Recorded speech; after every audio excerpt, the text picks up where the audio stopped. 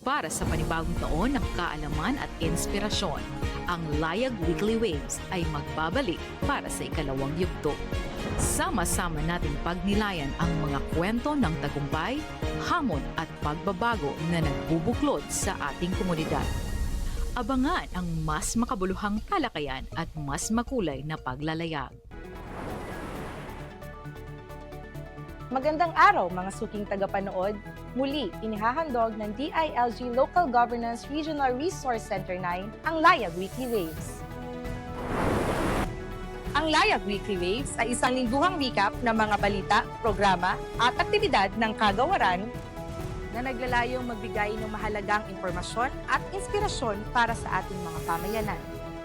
Ngayong ikalawang yugto, mas pinaganda at mas pinaigting ang ating layunin na maging kaagapay ninyo sa paglalayag tungo sa kaunlaran.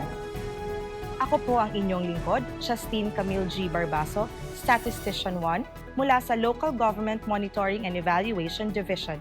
Samahan niyo po ako sa ating recap ng mga kaganapan ngayong linggo. Annual Regional Fire Drill, conducted last March 24, 2025, DILG Region 9 in collaboration with the Bureau of Fire Protection successfully conducted the annual Regional Fire Drill to strengthen disaster preparedness. Participants underwent fire suppression exercises, evacuation drills, and emergency response orientation, reinforcing workplace safety protocols. The orientation and the localization of Executive Order No. 70, joined by LGMED Assistant Division Chief 𝗟𝘆𝗪𝗲𝗪 and LGRRC, the reorientation session was held to enhance the implementation of the retooled Community Support Program, capacitating urban communities for peace and development, and the Supportive Barangay Development Program. It reaffirmed the DILG's commitment to a whole-of-nation approach in addressing local peace and security concerns. DILG 9 joins orientation on updated RPMES for SPDP monitoring. To enhance the efficiency of project monitoring, DILG Region 9 participated in the orientation on the updated Regional Project Monitoring and Evaluation System on March 21, 2025 via Zoom. Through this system, DILG 9 strengthens project transparency and accountability, reinforcing its commitment to sustainable development and peace building. First Quarter Disaster Preparedness Committee meeting. The Disaster Preparedness Committee, chaired by the DILG Region 9, convened for its first quarter meeting last March 25, focusing on climate outlook report by PAG-ASA, guidelines on reporting affected population and preemptive evacuations, and resolutions motioned by the body to standardize reporting of disaster-affected populations and assistance provision, to strengthen the enforcement of DSWD Relief Repositioning Agreement, and to adopt the Zamboanga Peninsula Regional Contingency Plan for Earthquakes. JRTF LCAC 9 First Quarter Meeting. On March 25, 2025, the Joint Regional Task Force and Local Communist Armed Conflict 9 convened via Zoom video teleconference to sustain progress in addressing insurgency in Region 9. The meeting focused on updates regarding the CY 2024 Support to Barangay Development Program and discussions on requesting an exemption from the Public Works Ban from the Commission elections for concerned LGUs, ensuring the continuous implementation of development projects in conflict-affected communities. Strengthening collaborative efforts on 𝗕𝗵𝘀𝗀𝗪𝗏 training. To enhance community-driven anti-drug initiatives, DILG 9 in partnership with PDEA 9 and DOH 9 conducted a 3-day 𝗕𝗵𝘀𝗀𝗪𝗏 training from March 25 to 27, 2025 in Cagayan City. Participants from selected municipalities engaged in discussions on drug prevention, intervention, and health-based approaches. A workshop session fostered teamwork and readiness to implement barangay-level solutions for a safer, drug-free community. 2025 We Act Forum.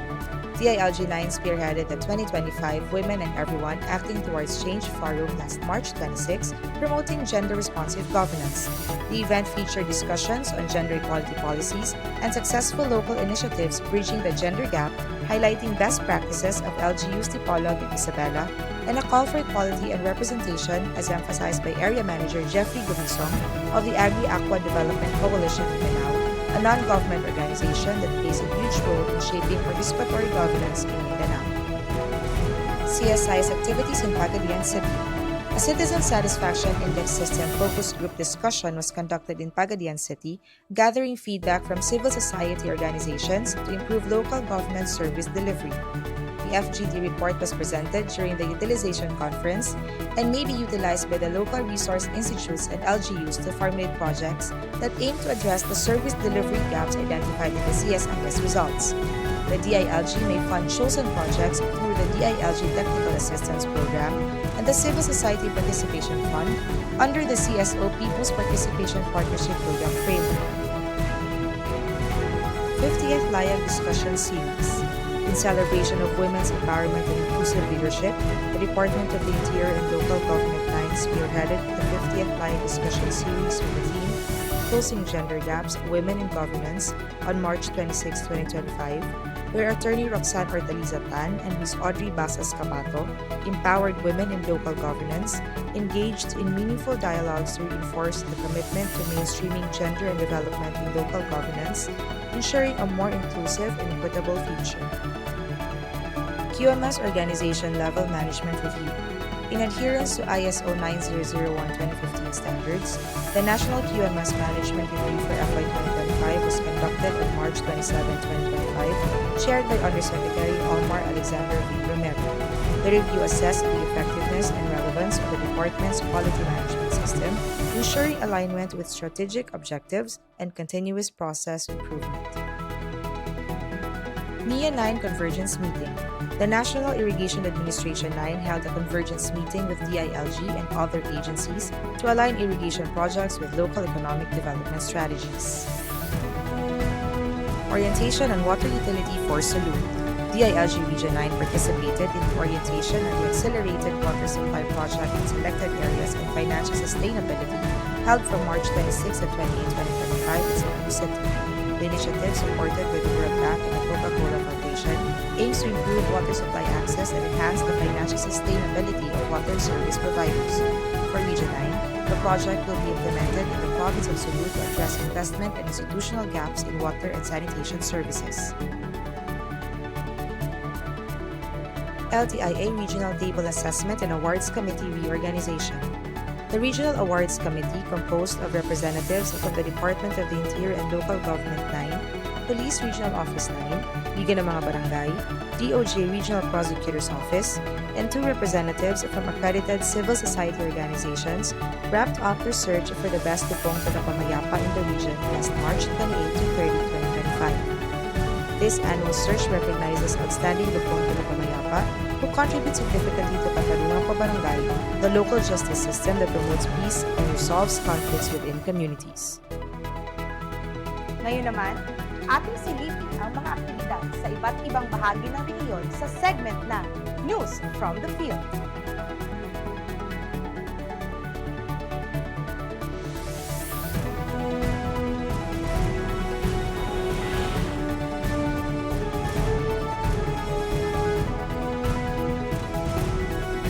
Welcome to Layag Weekly Waves. I am 𝗪𝗏𝗪𝗏𝗪𝗃𝗏𝗏, your host for this week. As we mark the culmination of Women's Month, we honor the strength and contribution of women in our communities. Let us now dive into this week's News from the Field. Cluster Head Hatiko and LGRRC Sereno attended the first quarter PDRRMC meeting held at Plenary Hall, ZNCSC, Dipolog City. LGRRC attended the first quarter meeting of the Provincial Solid Waste Management Board held at Bamboo Garden, Dipolog City. DILG ZDN conducted QMS reorientation via Zoom last March 25, 2025. DILG ZDN through LGRRC Orga Provincial Focal for Social Protection Program actively participated in the 3-day ZDN Act Now Awareness Capacity Building and Training for the PCAT BAUSI members on March 24 to 26, 2025 at Hotel Camilo 1, Estaca, Dipolog City. DILG Zamboanga del Norte strongly supports the advocacy on women empowerment and progress during the National Women's Month celebration culmination of the province of Zamboanga del Norte on March 26, 2025 at ZMCSC 𝗥𝗵𝘀𝗀𝗪𝗃𝗲𝗀 City. On March 27, 2025, DILG IX LGRRC focal person for children programs attended the first quarter meeting of the Provincial Council for the Protection of Children at Hall 3 Provincial Capital 𝗥𝗵𝘀𝗀𝗪𝗃𝗲𝗀 City. 2025 National Women's Month Celebration Culmination 𝗕𝗵𝘀𝗁 Well-Being in the Workplace Symposium of DILG IX on March 27, 2025 held at 2nd Floor Hall, CNCSC, Dipolog City.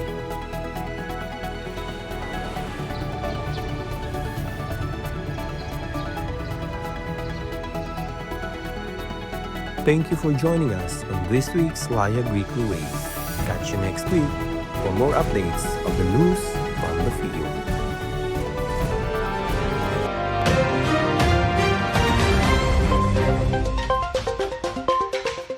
Hello everyone, this is 𝗟𝘆𝗴 LGO2 of DILG Zamboanga Sibugay, bringing you the latest news from the field. On March 18 to 21, 2025, the PDMU Zamboanga Sibugay Provincial Office conducted a project evaluation and documentation of FY 2024 LGSF FALDO. This initiative involved the successful delivery of vehicle ambulances for team barangay beneficiaries, enhancing their health services. On February 13 to March 10, 2025, a pre-assessment of the LCPC and the local committee against trafficking and violence against women and their children was conducted across 16 municipalities in Zamboanga Sibugay, led by LGO2 𝗪𝗆𝗄 with documentation by ADAS 𝗨𝘚𝗆𝗆 II. The initiative evaluated the functionality of these bodies in protecting the rights of women and children. On March 26, 2025, the Zamboanga Sibugay sub-LGRRC proudly launched Behind the Desk, an interview series that delves into the personal journeys and leadership philosophies of community leaders and local chief executives.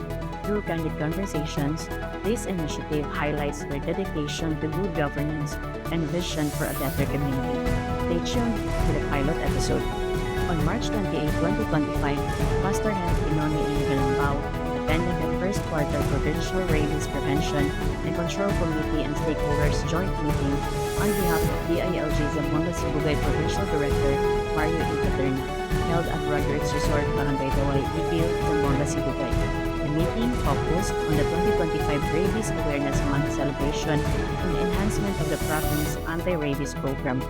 On March 24, 2025, MLGOO Lemuel Mijares witnessed the successful selection of the Indigenous Peoples Mandatory Representative or IPMR in Barangay Tinungtongan, Diklahan, conducted by the NCIP in accordance with the Indigenous Peoples Rights Act or RA 8371. This milestone upholds the rights of ICCs or IPs to self-governance and ensures the representation in the local legislative body. On March 27, 2025, the PDMU of Zamboanga Sibugay Provincial Office conducted a monitoring and evaluation of a completed project, improvement of the multi-purpose building Barangay San Isidro, Tumawan, under the LGSF FALDO FY 2024 program. The project enhances the barangay's capacity to host various programs and services. On March 26, 2025, 22 barangays in the municipality of Diklahan officially received their governance assessment report for their 2025 𝗥𝗵𝘀𝗀𝗪𝗃𝗲𝗀 Incentives Awards performance. The event included skill enhancement training on criminal and civil justice, aiming to strengthen their barangay justice system. On March 26, 2025, the municipality of Diklahan celebrated the best performing lupon through ceremony at Tropical Resort Zamboanga Sibugay, led by MLGOO Lemuel Mijares, Police Senior Master Sergeant Giovanni Ibanez, and Chester Kalipayan. The event honored Barangay Tinungtongan as a 2025 Outstanding Lupon 𝗥𝗵𝘀𝗀𝗪𝗃𝗲𝗀, along with 5 runners-up for their exemplary dedication to upholding the katarungan from barangay law. That's all for this week's Layag Waves. Stay tuned for future and more updates. This is 𝗟𝘆𝗴 and we will see you guys again next week.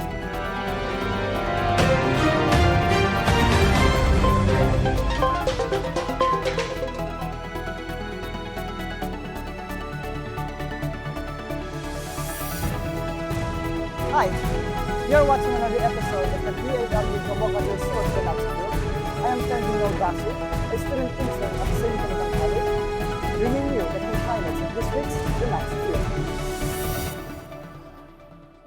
DILG Provincial Office conducted 𝗟𝘆𝗃𝗀𝗏 𝗪𝗃𝗃𝗀𝗏 assessment ng Municipality of 𝗵𝗀𝗀𝗃, Malinao, and Marcos de Tubig on March 24-25, 2025. ISA 1 𝗓𝘵𝗪𝗃𝗃𝗀𝗏 led the BIMS workshop for Bayog Barangay Secretaries on March 24, 2025 at 𝗥𝗔𝗗𝗂𝗪𝗃𝗀𝗏 building, Cagayan City. The DILG 𝗵𝗏𝗪𝗪𝗃𝗀𝗏 Provincial Office actively participated in the WE Act Forum, empowering LGUs for inclusive development, mainstreaming GAD for equitable progress held at 𝗕𝗿𝗪𝗏𝗪𝗃𝗀𝗏, Cagayan City. ISA 1 𝗓𝗪𝗪𝗏𝗪𝗏 led a hands-on workshop on Google Workspace, Microsoft Office, and AI platforms from Barangay Secretaries and Treasurers of Ramon Magsaysay on March 26, 2025 at 𝗥𝗔𝗗𝗂𝗪𝗃𝗀𝗏 building, Cagayan City.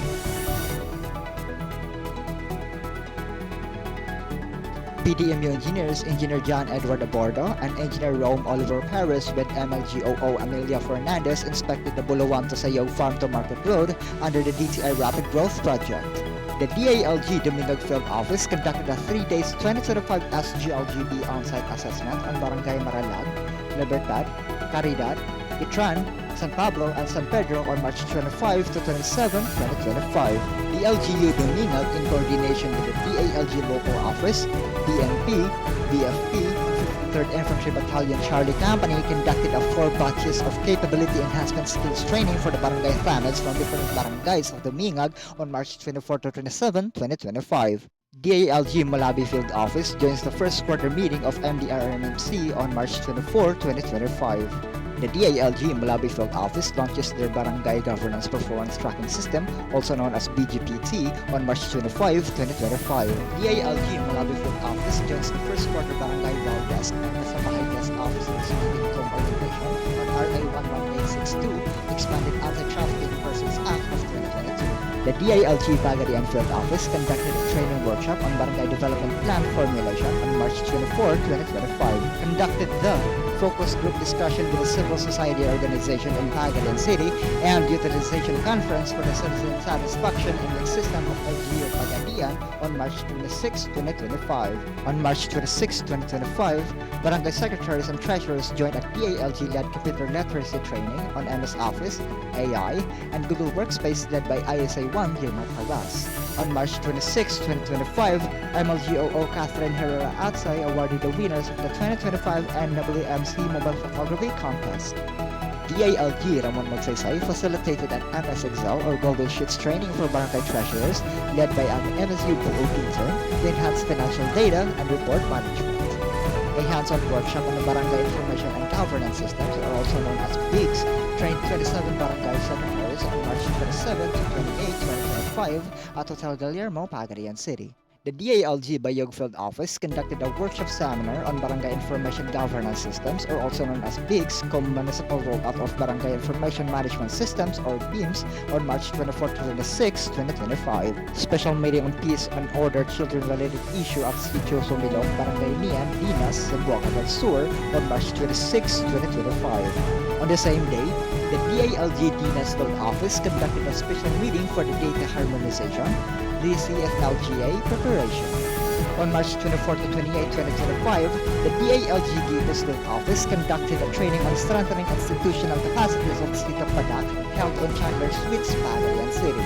The DILG San Pablo Field Office joins the first quarter joint MPOC-MADAC meeting on March 27, 2025. Oh, and that is it for this week's 𝗓𝗏𝗃𝗀𝗏. Thank you so much for watching. For more news and events, please follow us on our official Facebook page, DILG 𝗵𝗏𝗪𝗃𝗀𝗏. Hashtag, this work, that's the limit.